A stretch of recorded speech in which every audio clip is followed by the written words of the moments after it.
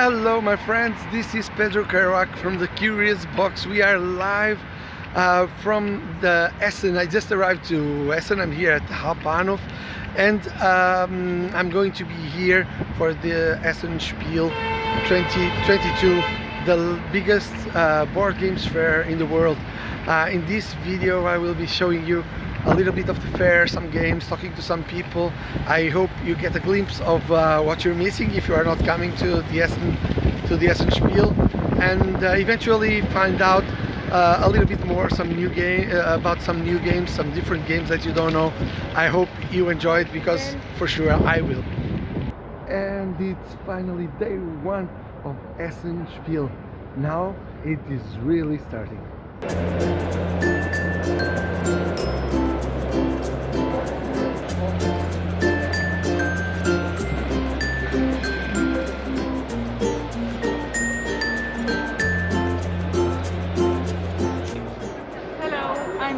From Kaisa Games. I'm the social media manager of Kaisa Games. This is Division. This is a new game that is going to be released at this fall in Greece. For now, this is inspired from the Minoan civilization because the nobles used to play board games of area control. We have these borders and these pawns. It's a game only for two. It's an abstractal game of strategy. For example, I can take my border and put it like there, and the other player can put his right there. So this is the tie. So to break the tie, I can take my small pawn and put it here. That gives me 1 point.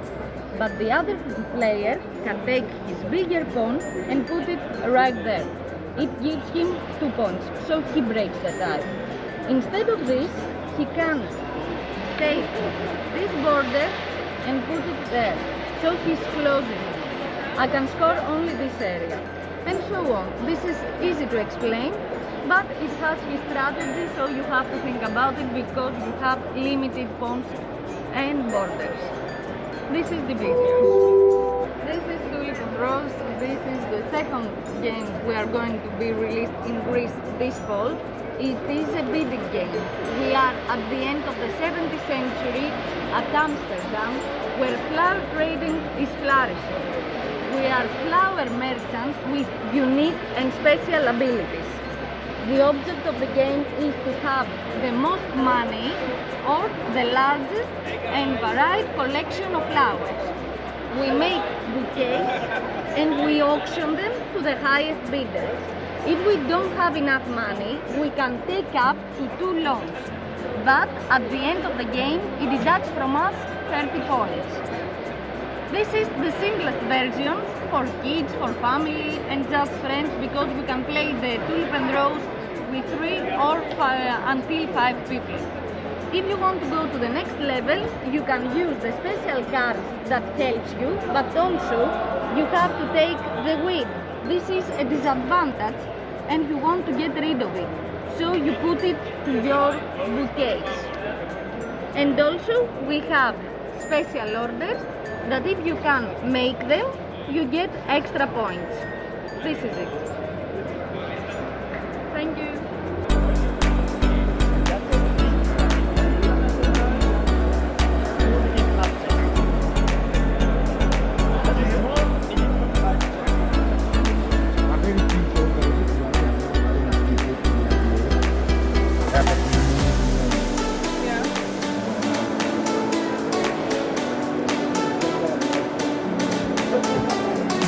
This is our flagship product, Hypertellurian. That's a rule system. It's a simple rule system with a lot of depth, especially for character progression and character development. We have a range of adventures, from the very silly to the one you can play a lot of times because it's lots of tables. One that is very much like the future of old retro science, fiction, science fantasy. A source book about dangerous spells, and our newest one, which is a wizard's theme park, self-contained setting, and he's gone missing and stuff's gone wrong, and now it's unraveling, and the witchy seamstresses and tailors running loose in them, vying for power, and you can drop it in anywhere. It's a little silly, but lots of fun, lots of big ideas in it. And yeah, that's about it.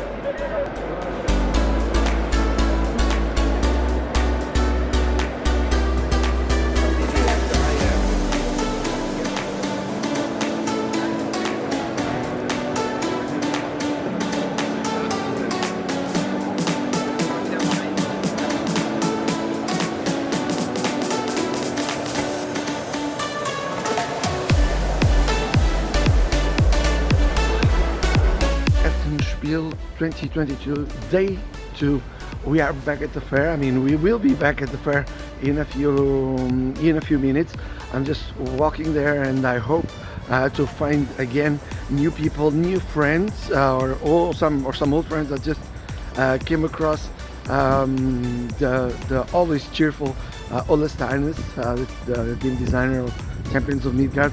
Always great to meet him, and I hope I meet some people again to show us some games, some interesting games, and I hope you are enjoying this trip through the Essen Spiel 2022. Let's get into the games.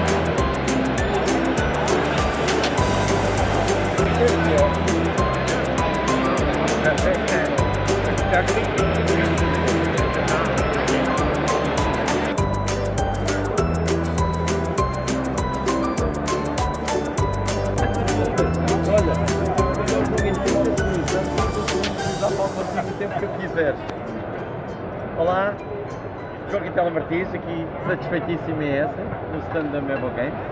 Estamos aqui a apresentar o Evo, entre outros, outros jogos, o Hercules também é novo. Tabuleiro, muito giro. O que é que nós vamos fazer neste jogo? Construir as 14 colunas que existem hoje em dia ainda no Templo Romano de Évora. Temos um rondel para mover os nossos trabalhadores, vamos fazendo diversas ações. Temos cartas de ação do Imperador, do Centurião, do Governador, do Arquiteto, que nos vão ajudar na construção e para obtermos uma melhor pontuação. Jogo muito interessante, dinâmico, com alguma interação entre os jogadores. Explica-me só esta parte, que eu gosto. O rondel. Nós vamos mover o nosso boneco aqui, o nosso trabalhador. Tem umas regras próprias que eu não vou explicar agora, mas depois vocês vão ler as regras. É muito engraçado. E quando paramos numa das 3 casas possíveis que iremos ter à escolha, fazemos a ação, ok? Num turno seguinte, já temos cartas na mão, vamos poder jogá-las, combinando o fundo da carta com a cor de fundo da célula. E aí o jogo vai crescer e vai saltar em termos de estratégia e tática, usando a combinação das cartinhas com as ações do tabuleiro. Muito engraçado. As pedras vão pontuar individualmente, mas também por maiorias individuais ou maiorias de nível. Recomendo. E não é por ser o autor.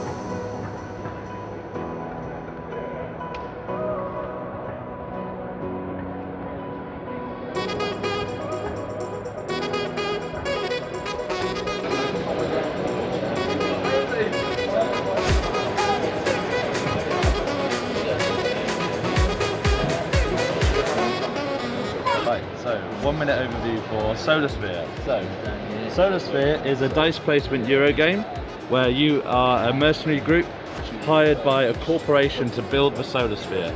You're going to go and use these dice, which are representative of your ships, placing them around the solar system to gather resources, hire crew members with ongoing abilities, build on the sphere, and the sphere is an area control thing going on, and then you're also going to fight off the resistance, and the resistance attacking you because not everyone is happy about the sphere being built. There's two really interesting systems in the game. You've got these drones.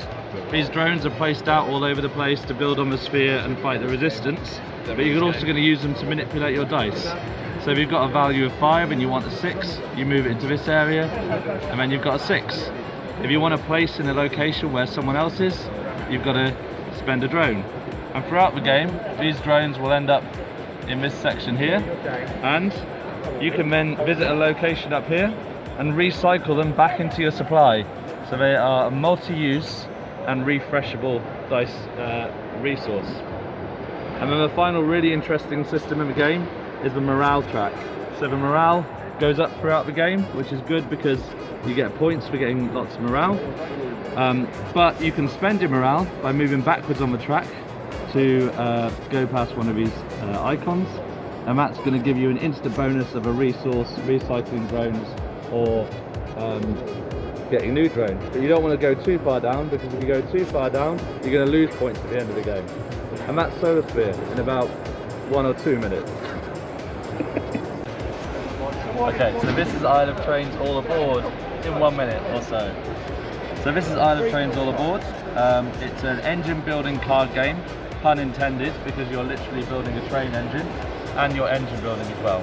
So you'll start off with a level 1 engine and a hand of cards, and these cards are multi-use cards. So what you're going to do is be able to build them as a train card, like this over here, and you have to pay the cost, which is written on the card here, but you can also use them to load onto a train car as the correct type of good.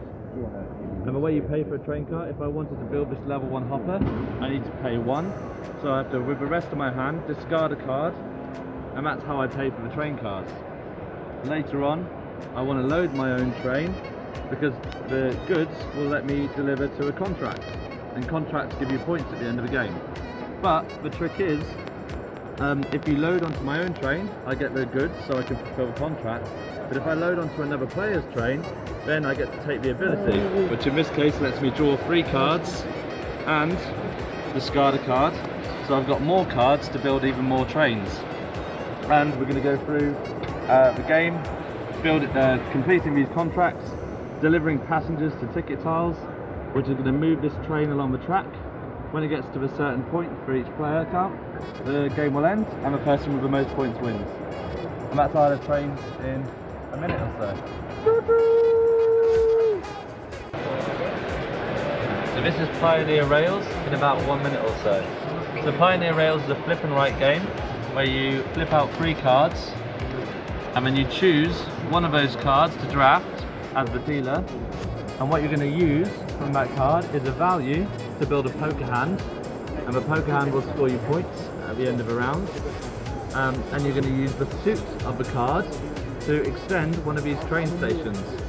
So as you extend your rail tracks from your train stations, you're trying to complete these features.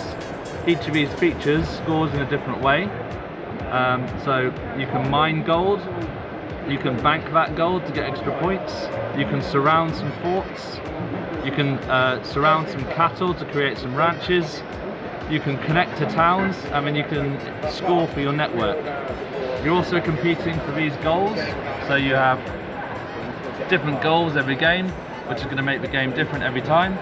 And it's a medium weight flip and write by designers Matthew Dunstan and Jeffrey D. Allers, which is coming to Kickstarter in February of next year, 2023. And that's Pioneer Rails in about a minute or so. Okay, this is Solar Storm in about 1 minute or so. So this is Solar Storm. In Solar Storm you are playing as a crew aboard a spaceship which has gone too close to the sun, and you have been hit by a solar flare. Your energy core has been knocked out, so you're drifting slowly into the sun. You've taken some damage at the start of the game, so you've got these areas which have lost some damage cubes, and you need to run around the areas discarding cards to repair those rooms. And once those rooms are repaired, they then have an ability on them which you can use. So each room has a different ability, and the goal of the game is to divert power by discarding these 3 matching cards. So if I have, this one's a wild card, so if I have purple, red and the wild for the green, I can discard those 3 to divert power. I've got to do that to all the rooms. Once I've done that to all the rooms, I've got to get back to the centre, press the big red button and blast off to safety. It plays in about 45 minutes, it's a cooperative game, and it can end a lot sooner if you're not very good at the game. And that's Solar Storm in about 1 minute or so.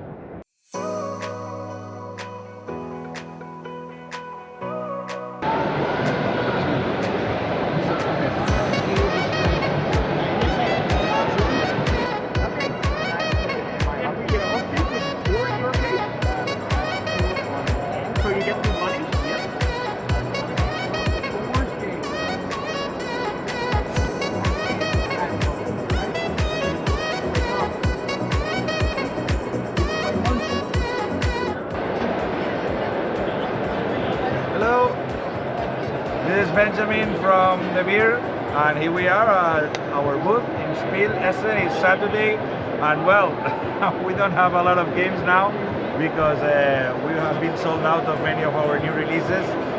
This edition is insane because we have been releasing Lacrimosa. It's a game about mother's life and death. It's a very cool Euro game, and a lot of people got super hyped. So we had a big production. We brought here 1,000 games, and on Friday morning they were sold out. But they still are playing it. People is having their demos. We also released the expansion of Red Cathedral Contractors. It's a very good expansion because it adds a lot of depth to the game. So people is enjoying it very much, and it was sold out as well. But don't worry, it's gonna be at stores in Portugal, I think the next weeks, and Lacrimosa is gonna be there as well November. So those games are coming. Also, we are presenting the Beer Pockets. We have a 2-player game called Winter, a very fast one, but so brainy. You can make the brain hurt a lot. And Regine. Regine is a bluffing game to play with your friends in pubs with peers. Super fun game. So we are very happy. Thank you for this little time.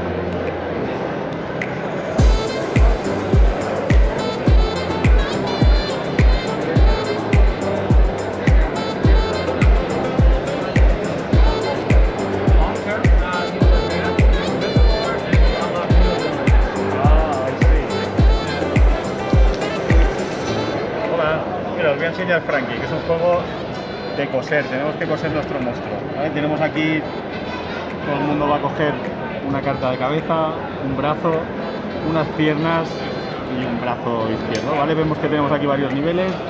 Nivel para peques, nivel para mayores y nivel para abuelas, solo para abuelas.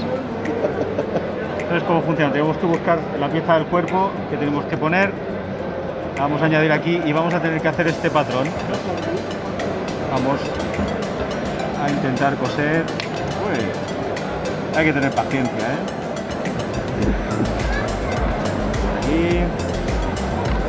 Ya lo tenemos. Ahora. Uy, no lo he hecho bien. Nada, ahora sí. Lo pegamos. Vamos a pasar la puntada por aquí.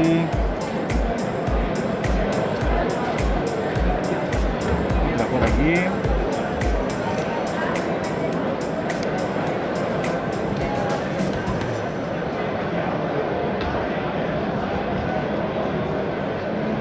Y la última.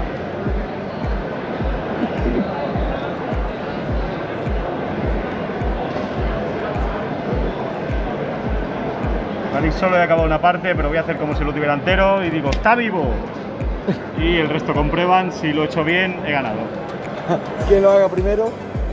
El que lo haga primero comprobamos si está bien y gana la partida. Aquí está Frankie.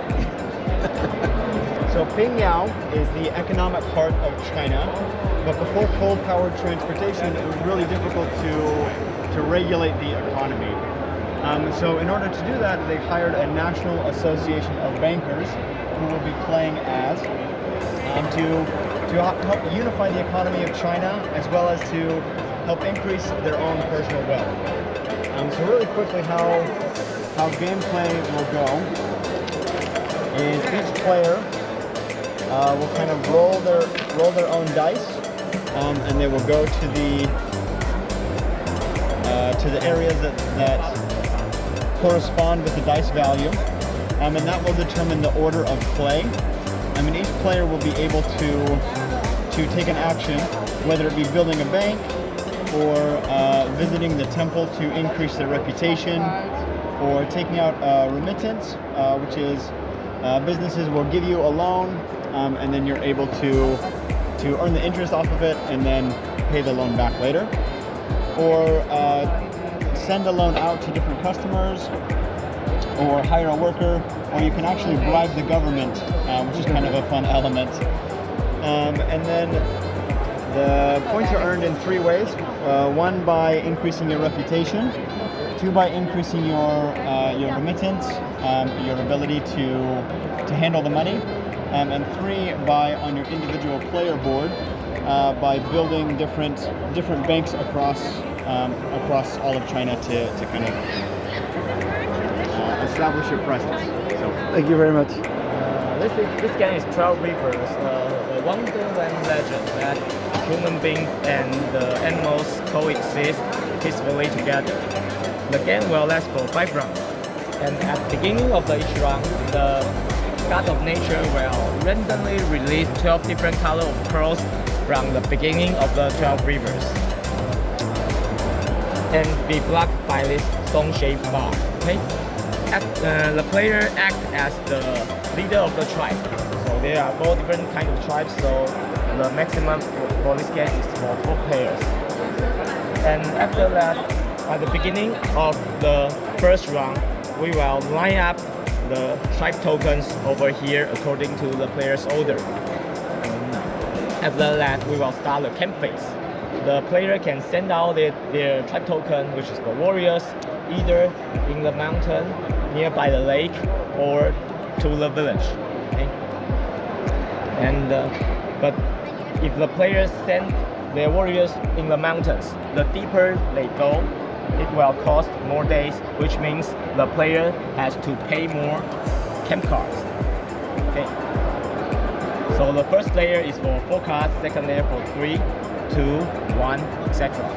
And there are some particular plays can not only don't have to pay the camp card and can get earn extra camp card, okay, like in the village or the downstream. Okay, and after all the 12 warriors be standing out, we will remove this stone shape bar and let the 12 pearls rolling down along the 12 rivers.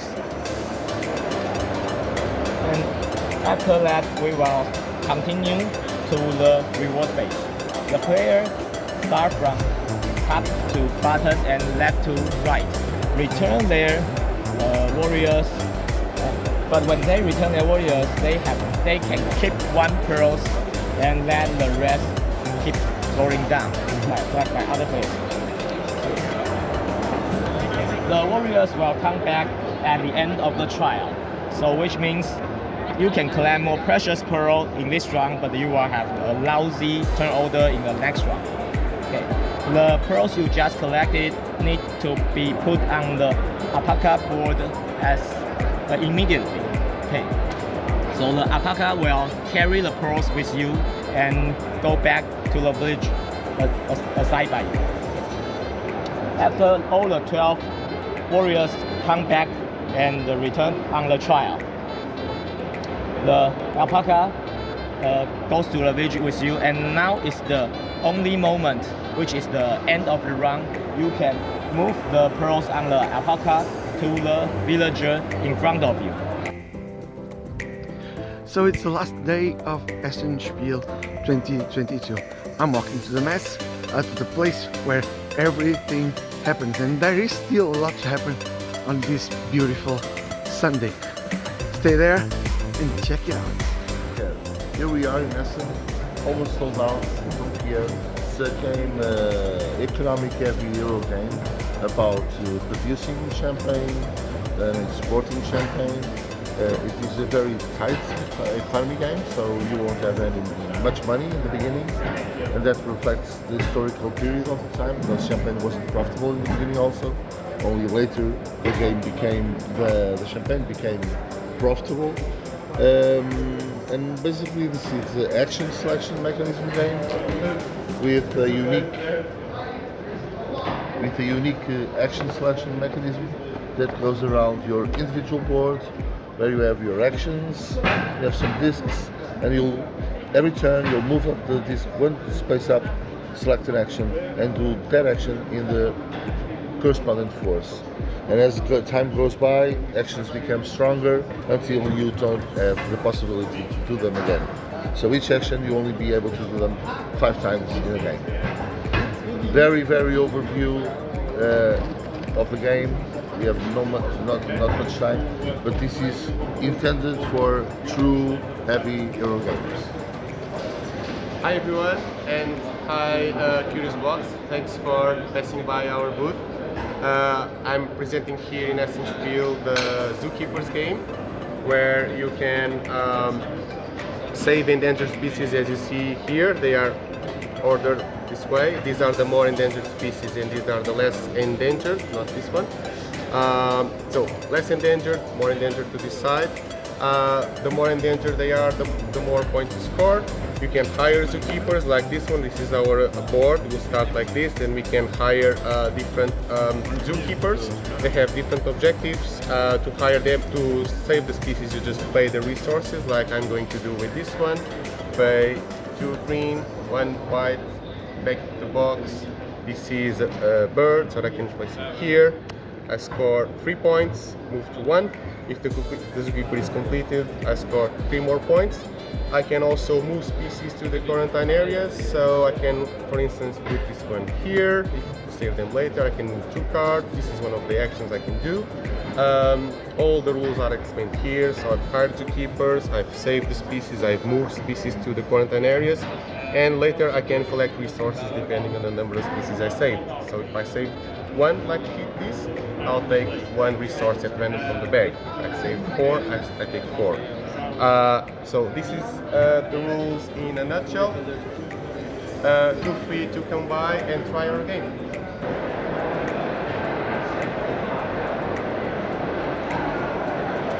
Yes, Duel of Commanders is a two-player triple blind submarine game. For example, if the U-boat moves one hex forward, it has the possibility to use its listening device for detecting an enemy destroyer, and now the red light is on, and in this hex on the other side, the British side, is a destroyer. Now the U-boat had the chance to avoid the enemy. When the British destroyer detects the U-boat, we go here into the battlefield, and the British destroyer try to detect the U-boat. For example, in this area, he could detect the U-boat. For example, so now he has detected the U-boat in C4, and after that he tried to throw charges onto the U-boat to sink it.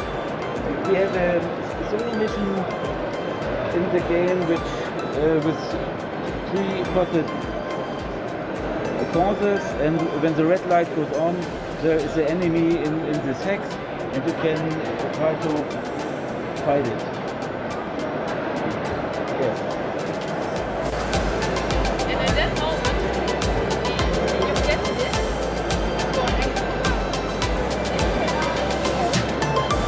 So we have Mr. Barnacle, Stephen Barnacle here, the father of gaming, at the Curious Box. Yeah. Is it? What is your relationship with Essen? Oh, I mean, What does it mean, Essen? I mean, it really, I gotta tell you, what a wonderful feeling it's now been to be back here. Because I started here in 2010 as a tiny publisher who just had their first game out, and first two games we had here, Code 777 and Survive. Survive continues to sell for us. My former company. It's hard not to say this anymore. It still gets royalties. No, I don't. I really don't. I'm out 100%. I promise you. So this was the first show, period, that I ever come to. I mean, except back in New Jersey, there's like little shows there. But this was and it's massive, of course. So it really holds a special place in my heart. And it's, you know, walking through the halls here, walking through the streets of Essen. I'm thousands of miles away from home, and I'm a mile away, almost 2 kilometers away with my hotel, and I'm walking to here, a couple blocks from my hotel. And they're like, hey, good morning, Mr. Bonacore. I mean, it's amazing. I'm like in the middle of a foreign country. It makes me feel so good, and walking through the halls here, it feels like I'm home. It really does when I'm back here again. A great feeling with a great gaming community. It's a great show on every level. Any special game that you were really looking for or anything besides? No. We'll be talking about this in a second. No, this is the one. Besides War of the Ring, the card game. Well, right. War of the Ring, the card game, was the first one I picked up, but I had pre-ordered it anyway, so I picked it up first thing on Thursday morning at the Aries Games booth. I picked up Ready, Set, Bet from AEG, a real-time horse racing game. It is going to be a great game to play with non-gamers. Anybody who likes to gamble, gambling games, fantastic, solid party game. Play with almost any number of players. I picked up a bunch of things from the WizKids booth.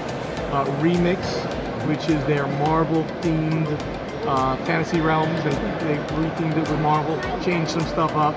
Same thing with Star Trek Missions, same system, but they rethemed it for Star Trek. I picked up Jeff Engelstein's Super Skill Pinball Star Trek Edition, so I'm a big Star Trek nerd too.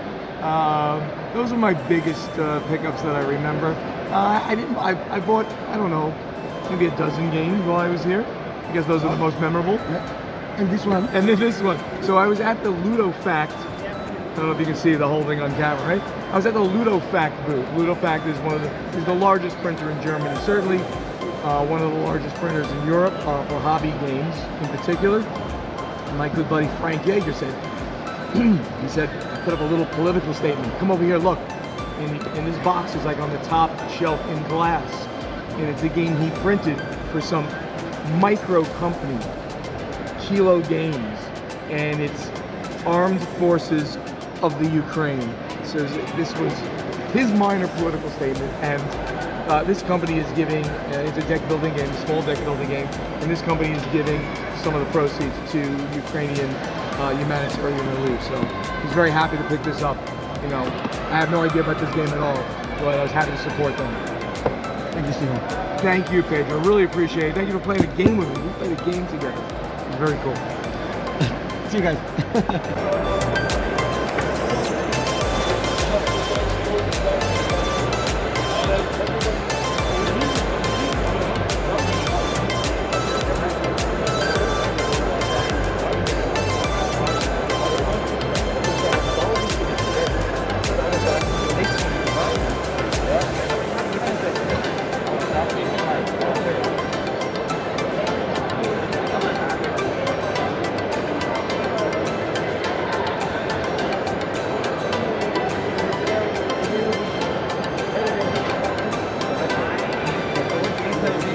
What's the most exciting one you got?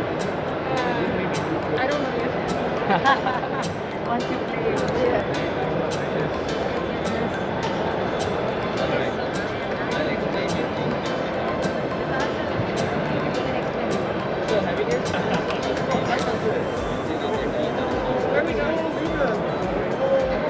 Hi, so this game is called Karigar e Taj. Karigar means artisans, and you are all building the Taj Mahal together.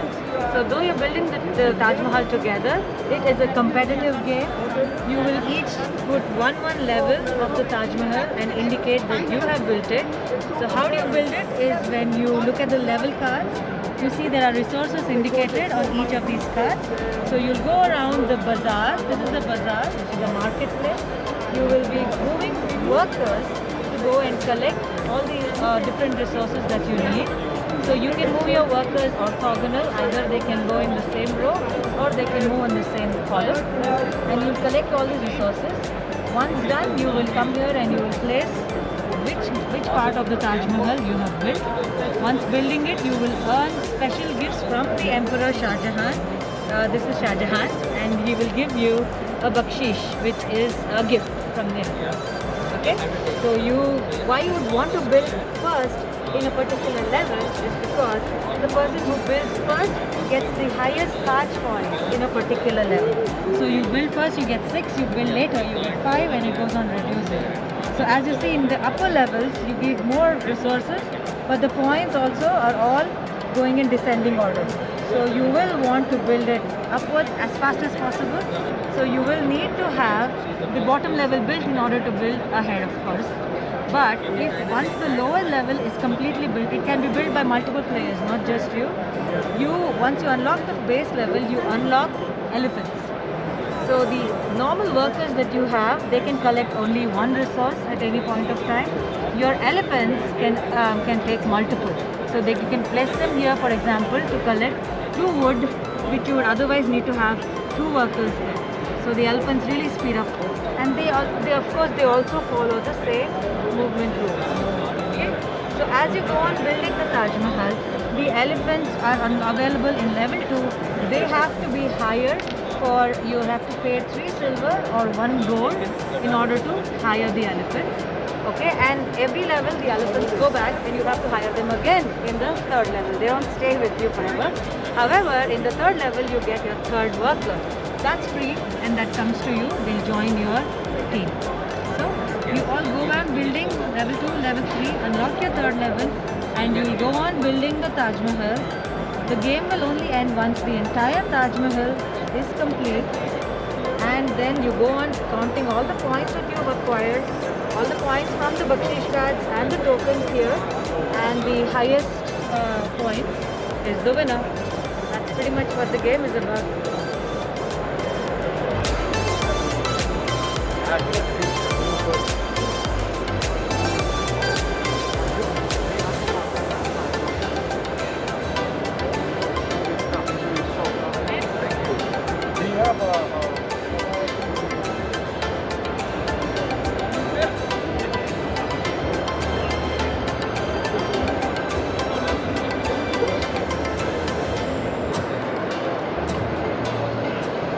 Okay, Praia is set in the floating markets of the River Chao Praia in Thailand, and the players take the role of merchants that have their own boat, going around, making some trades, trying to make some business, to improve their boat and make offerings to the temple, making offerings to the king. There are many things to do, things to interact with, and there is a market with the prices that fluctuates in the game very fast. So you have to try to find the best business by buying cheap and selling high. And at the end of the game, it's just a matter of counting points to have more victory points. For help? And there is a 1 versus many game with set in a ship that is bound for Mars, and one player takes the role of the rogue AI that is trying to kill the crewman, and the other players will play as humans, trying to find a way to survive. It's a very deceptive and stupid game because the players playing as humans has to try to coordinate themselves, sharing information but trying to keep it hidden from Adele, otherwise they will be in trouble because Adele can make their life hell.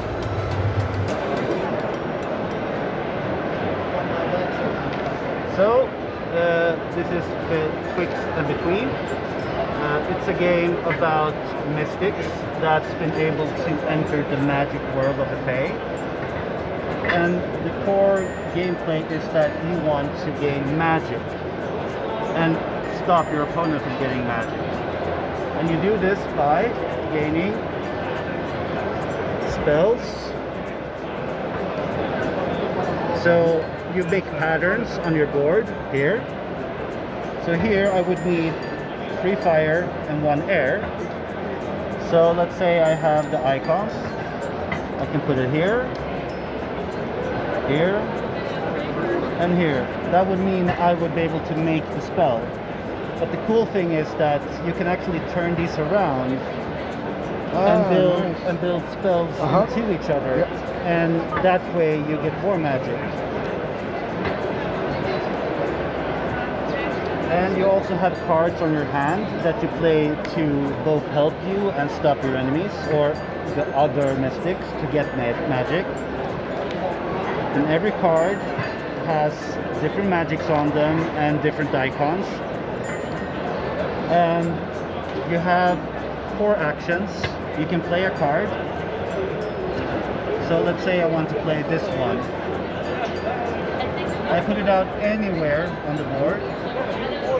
I get the top symbol to your magic board, and then magic spawns on the card. So it could be that there's multiple cards out with magic, and you want to collect this. So how to collect this is that you use your move tokens. You go outside, and then you grab the magic for yourself. And you can also get spell cards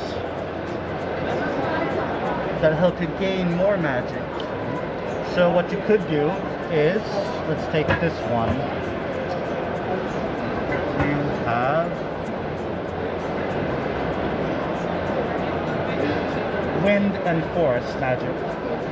So with this card, you would be able to actually grab 2 magics without using this. So you can decide, I can take a white or a green, but I would also get this with this action.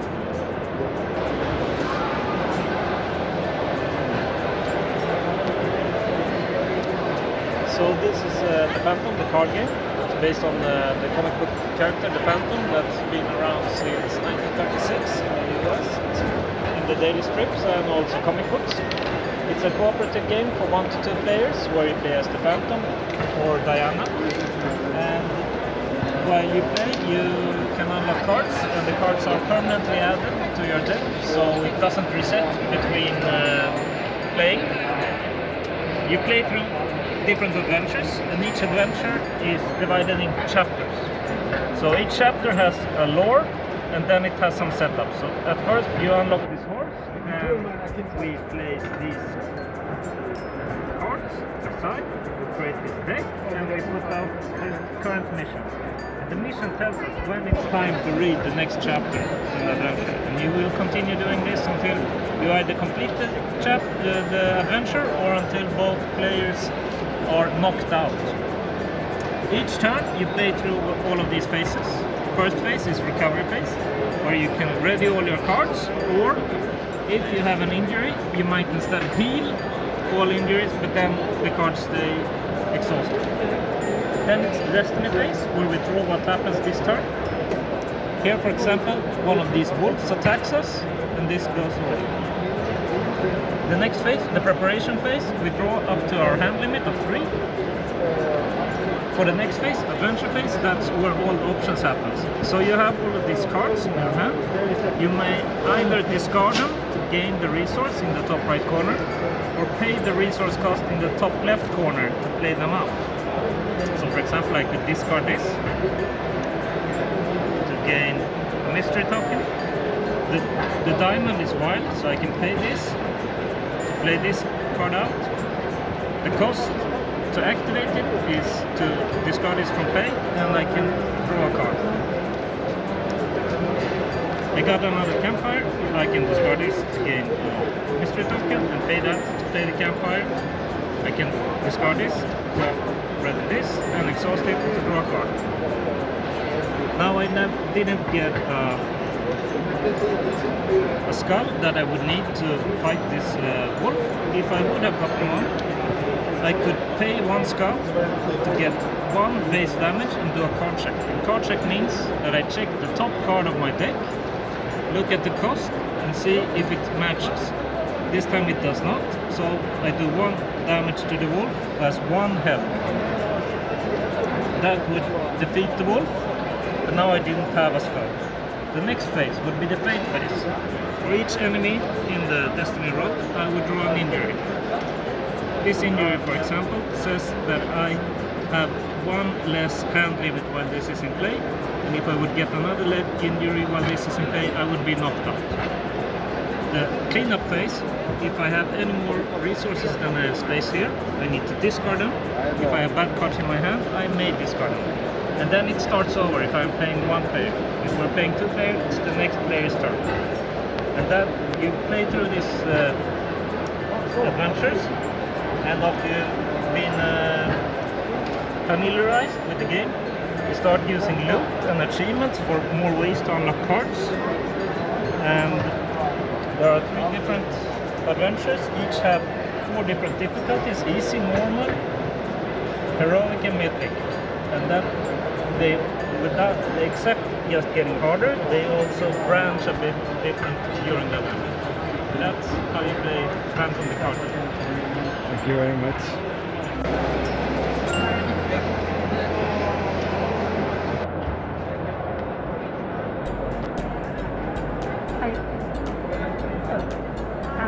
Violet the Company is a trick-taking game for 2 players. 1 player plays as Violet and the other one plays as the Grampinis. Now, Violet wants to travel through the forest to get to the troll who is at the end of the track. If Violet gets to that point, she wins the game. So, there will be a few obstacles along the way. Violet travels with this little lantern, which is here on the board, and she's going to deplete the lantern as she travels through the forest. She wants to get to the end of the track without using all the lantern, otherwise she loses again. Now, the Grampinis is also going to travel here on the fear track when he wins the tricks. When he wins the tricks, here cards will slide down and we're going to reveal the numbers. The difference between the 2 numbers is the amount the Grampinis moves. The Grampinis will travel here, and if he does catch up with Violet on the track, he wins the game. So Violet will have to manage the light and the fear track by winning tricks. Both players will have tokens and ability on the board to help them during the game. Some tokens will help Violet to refresh the deck to have a better hand, and the Grumpiness has tokens that will help him to slow down Violet. For example, when the Grumpiness gets to this point, he gets to activate the token. This one, for example, will place it here, which will shorten the light for Violet. This one, for example, we can place it anywhere on the board. It will make the track longer. So when Violet travels on these colors, this color is track. Outside, it's neutral, there is no track. Then everything is played with the deck of cards, the trick-taking game. Cards go from 1 to 9, and also the abilities that you can use if they're not used as track. So, pretty much the game. O Hércules é um jogo em que cada jogador é um pequeno Hércules que está a fazer os 12 trabalhos de Hércules e está a tentar resolvê-los até ao 12º. Mas na realidade, o que é que se trata o Hércules? O Hércules, em termos de mecânicas, o objetivo de cada jogador é ter a maioria destes símbolos que são operações matemáticas. Okay? Se eu tiver maioria dos símbolos de mais, eu ganho 5 pontos. Esses símbolos são ganhos através destas cartas aqui acima. Então, como é que eu jogo? Cada jogador lança os dados, todos lançam os dados ao mesmo tempo e depois, partindo do primeiro jogador, começando desde o primeiro jogador, vou este aqui, ele vai decidir o que é que vai fazer com estes dois dados. Com estes dois dados ele tem que fazer uma operação matemática que dê um resultado de um número inteiro de 1 a 12. Portanto, neste caso podia ser 8, 6 ou 2. Por exemplo, vamos pensar que ele fazia 2, que é dividir 4 por 2, dá 2. Então ele tira daqui este cubo que demonstra que ele fez a operação, o trabalho número 2. Como foi uma divisão, ele vai tirar a respectiva carta, tem este símbolo. Durante o jogo, os jogadores naturalmente vão ganhando mais cartas, dependendo da operação que fazem, etc. E vão ganhando também cubos. Esses cubos que dão um ponto no final podem ser usados, em vez de dar um ponto no final, podem ser usados para modificar o valor das cartas. Ou, por exemplo, este aqui permite a um jogador usar um terceiro dado branco para, em vez de só poder combinar estas duas, pode combinar estes dois ou pode combinar este. Ou este aqui, por exemplo, permite virar um dado ao contrário. Pronto, como é que os jogadores agora se movem aqui no tabuleiro? Os jogadores podem fazer os trabalhos por qualquer ordem que queiram, mas o seu pequeno Hércules só avança se tiver casas livres à frente. Por exemplo, neste caso aqui ele não pode avançar, mas ele pode continuar a resolver os trabalhos. Quando este cubo que está à frente do Hércules sai, ele então é obrigado a avançar o número de casas que estão abertas. Okay?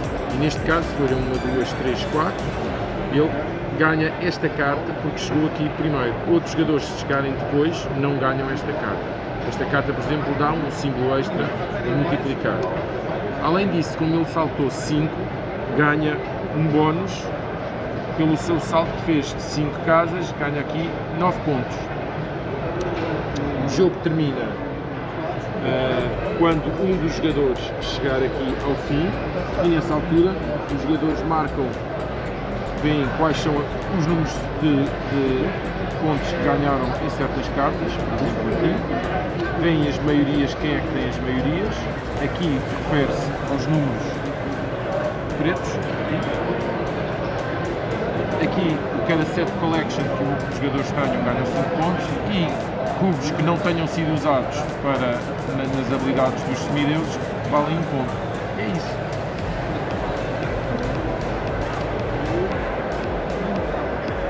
Yeah, hi, I'm Stefan Godot from Godot Games, and today we show Among Cultists, our new social deduction game, which will launch on Kickstarter 9th January.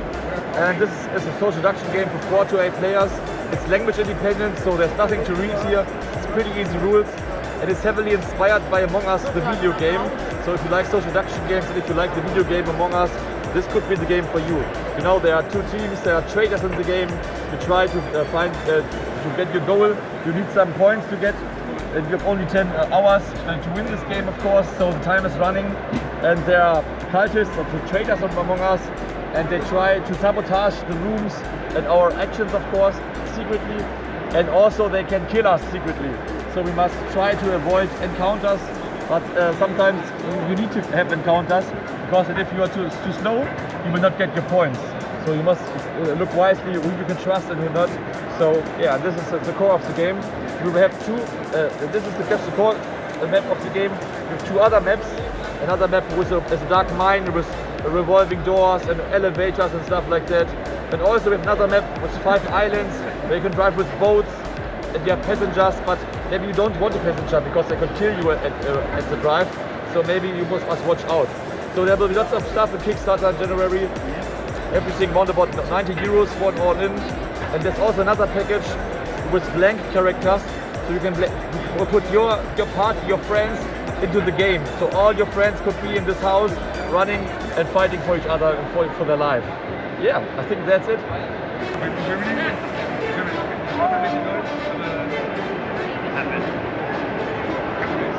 Oh yeah.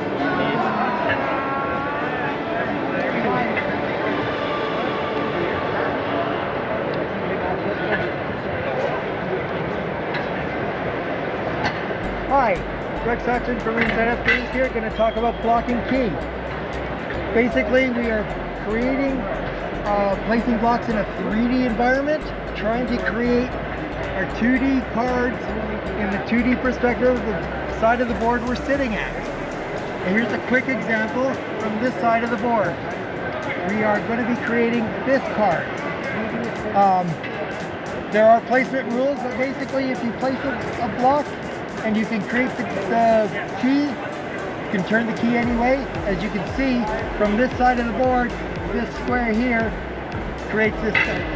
What I really like is the fact that you can place them multiple ways. So this would also create the key. Once the board is built up, the 3D environment is larger. So this, creating this key from a 2D perspective, looking this way, it's still the same key. Oh wow.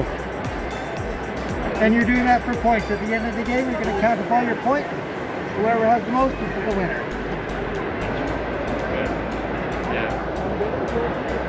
Hi, so this is Essen Protocol. It's a cyberpunk board game for 2 to 6 players versus. And each player plays a hacker for a mega corporation. And your job is to generate as many resources as possible for your corporation before the city collapses under the struggle. And in order to generate resources, you have and manipulate those characters living in a city. Each character has its own character card.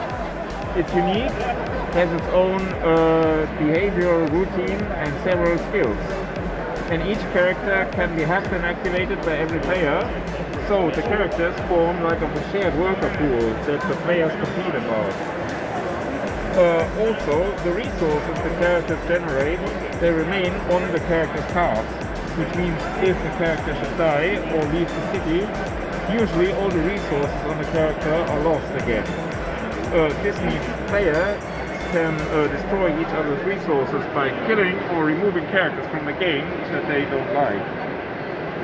Each time a resource is brought into the play, the stress level in the city rises. If the stress reaches the breaking point, the game ends, and you count all your resources on all the characters and in play, and the player with the most victory points wins the game. And this is the end of the Essen Spiel 22 video. I really wish you had a fantastic time watching this, please share your thoughts at the comment box about the games that you saw, about the games that you already played, about the games you really want to play, so we can create a community here. We can share with each other this fantastic hobby. Thanks so much for being there. Don't forget to subscribe to the Curious Box and to leave your like. It's down below. Thanks a lot, and I'll be seeing you hopefully at a table close to you.